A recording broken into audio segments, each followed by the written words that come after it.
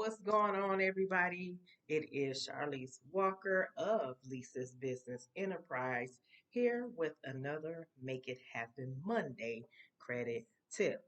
And this is the final installment of the 5-part series that I'm doing on the credit score data and ways to improve your credit score.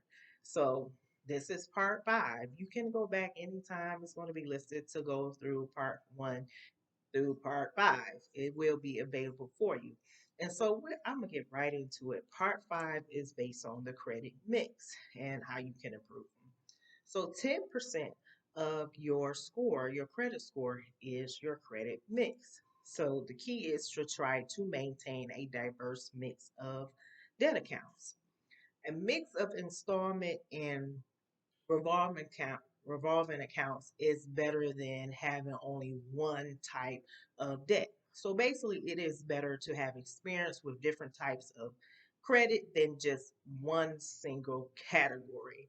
So a person that has managed both a home loan, mortgage, and a credit card will likely have a higher credit score than someone that has only a credit card. Okay, so because they have a credit mix, they just have one credit category on there. So repaying a variety of debt products indicates that a borrower can handle all sorts of credit, but avoid having any counts in collections. This does not include your collections account, which is a negative adverse effect on your credit report and your credit score I might add. So I would say that for like people, if you teens or whatever, you're just not starting off and you don't have credit, don't do more than you can handle right now. That's something you can add on down the line. As I always state, as I started off in my workbook, if you repair your credit, you always have to have a budget. And I've said this in the video before. If you don't have it in a budget to add more credit, because if you get another credit card, you got to be able to pay anything that you put on that credit card plus interest. But if you don't have the funds or the availability to do that, then don't do it right now. Okay. But that's something that you can, looking forward to in the future, especially if you get a raise on the job or something else, you get a new position, more money, going to salary, things of that nature. But right now, do what you can with what you have and maintain what you can with what you have. Okay. So now that you know better, you do better, okay? You know better now. You got to do better now. I done told you. So I hope this added, some value to your knowledge. As I always say, knowledge is powerful, but sharing knowledge is empowerment.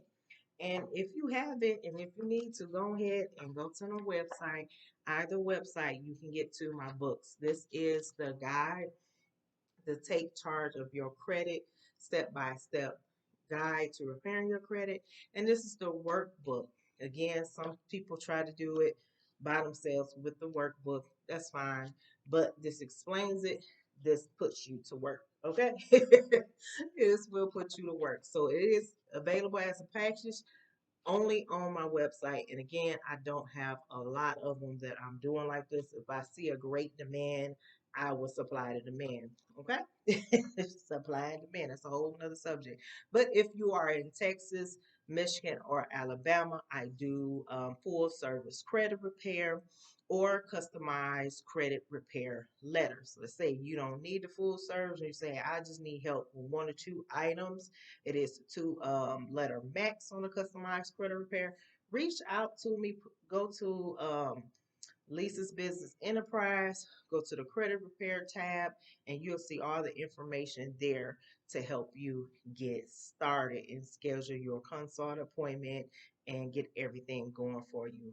And I can help you align you best the way I can. Okay. And just remember, credit repair is not an overnight process. It does take time and patience. Okay.